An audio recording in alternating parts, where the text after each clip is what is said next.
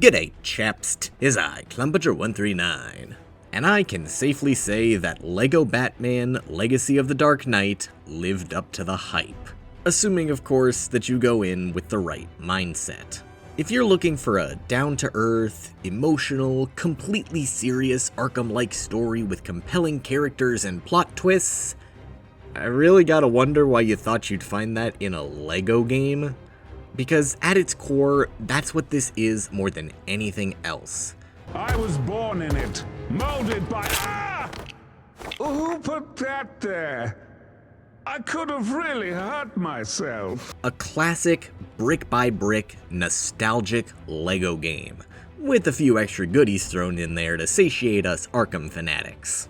If nothing else, it feels like they saw all the problems that they had with the Skywalker saga, looked back at their more classic games, and combined the good ideas they had between the two to make an overall really solid experience. Legacy of the Dark Knight really lives up to its name, being a gigantic, celebratory love letter to Batman as a whole, and his over 80-year history across various mediums. You ever dance with the devil in the pale moonlight? More than anything, it's a celebration of his big screen appearances, with each chapter representing a different era of Batman. From Batman Begins to The Batman, Batman and Batman Returns, Batman Forever, Batman and Robin, the animated series, The Dark Knight, Arkham Asylum, and of course The Dark Knight Rises. And while the outline of the story does follow these pre-established mediums, whereas every other LEGO Batman game followed a completely original story, it's not just a LEGO retelling of them either, merely using them as background inspiration to still tell a completely original story of Batman's entire history.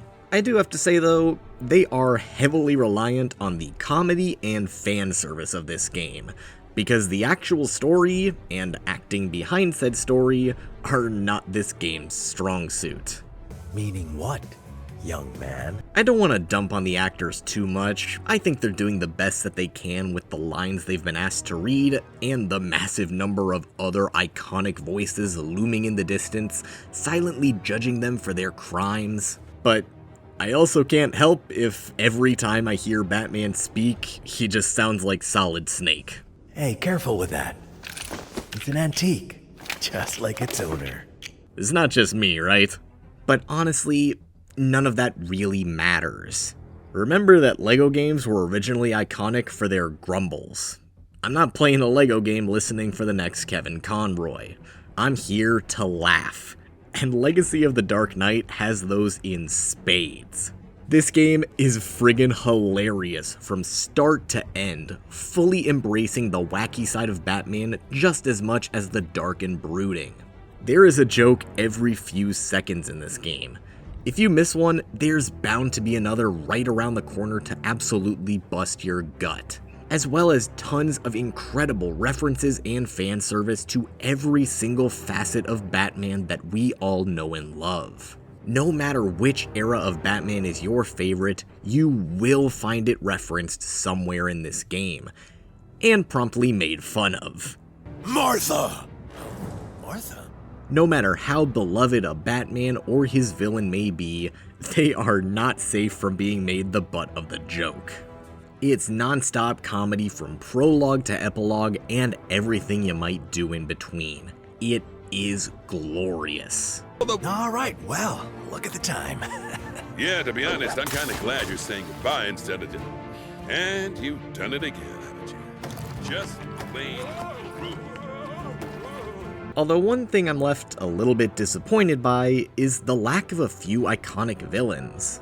I won't spoil some of the ones that do appear, but big faces that have been here since the first LEGO Batman, like Clayface, Mad Hatter, Man-Bat, and even Harley Quinn are strangely absent.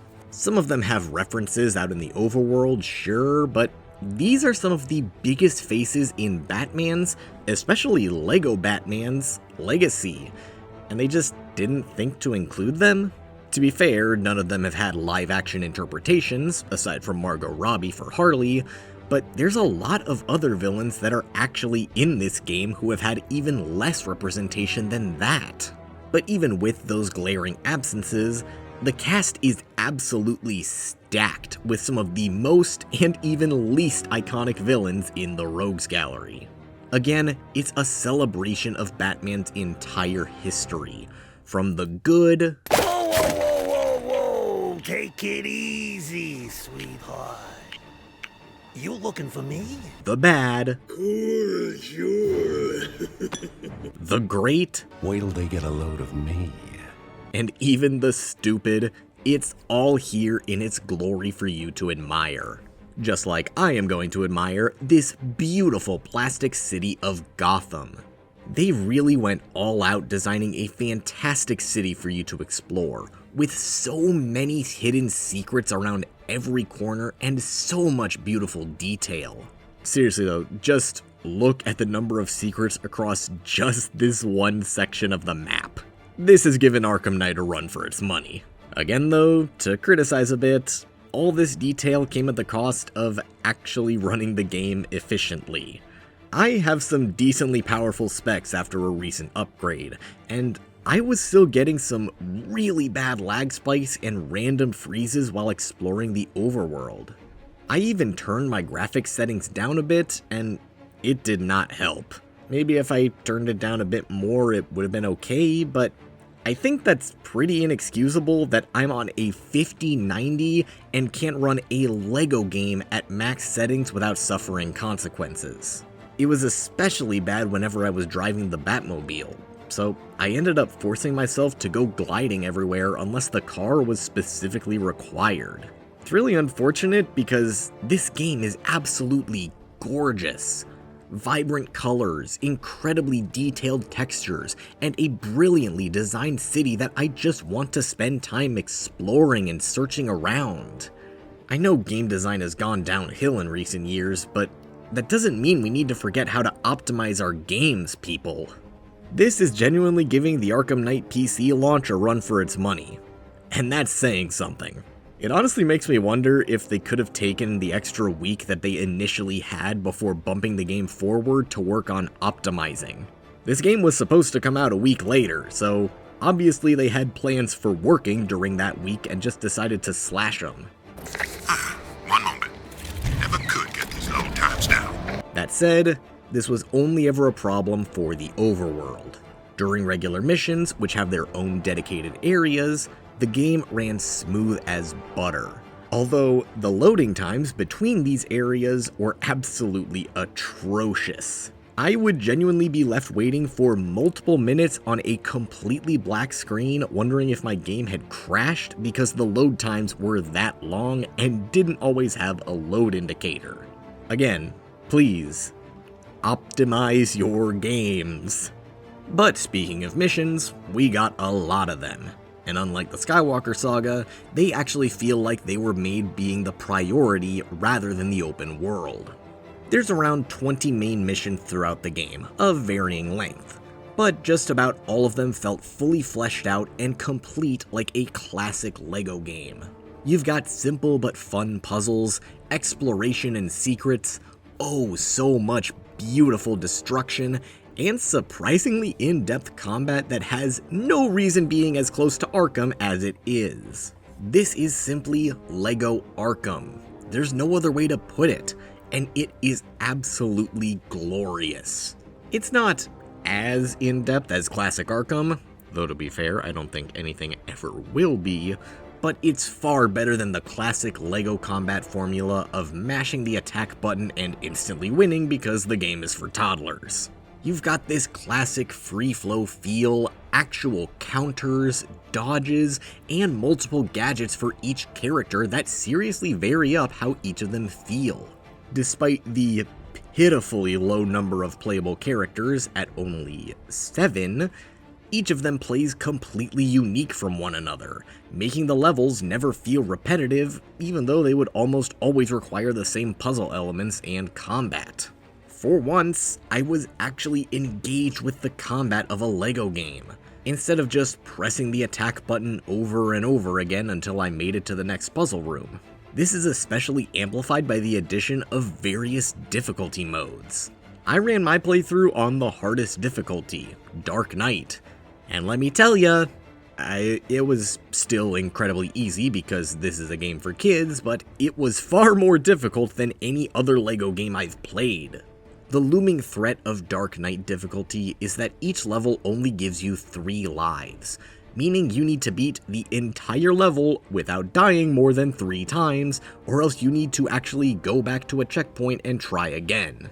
It literally only happened once during my entire completion journey, but it was the looming threat of needing to restart that kept me extra vigilant and doing my best to never mess up while going through the many great combat arenas. But really, in hindsight, that was never really what I was looking forward to while playing each level. I was having the most fun and investment with the classic feeling puzzles and exploration that, more than anything, made me feel like a kid again. LEGO Batman Legacy of the Dark Knight is classic LEGO brought to the modern era. A glorious celebration of Batman while retaining its silly LEGO roots. If you're going in expecting LEGO Arkham, yeah, you'll kinda get that. You just need to be okay with the fact that this game is LEGO first, Arkham second. It's a game meant for kids to don the Batsuit, fly around Gotham, and beat up bad guys, while also learning a bit of history about the world's greatest detective. If you don't like the general formula of LEGO games, then this probably isn't for you. You're not gonna get the same feeling you did cracking skulls and terrifying thugs in Arkham Knight with Legacy of the Dark Knight. No matter how much you love one aspect of a game will take away from the fact that another aspect is the more important part of it.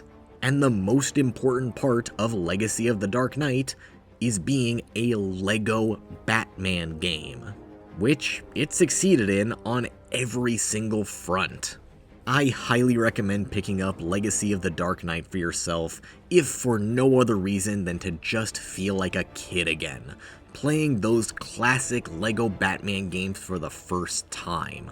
If nothing else, do it for the incredible Arkham Asylum homage. Security alert detected. That section alone makes it worth your money. With all that being said, do all of the YouTube stuff, because they did not hold up their promise and add a man skin to the game. I am still waiting on that, guys. Thanks for watching, and I'll see you later, chaps. Ah, well, lesson learned. But in the end, all that counts is... Who's holding the umbrella?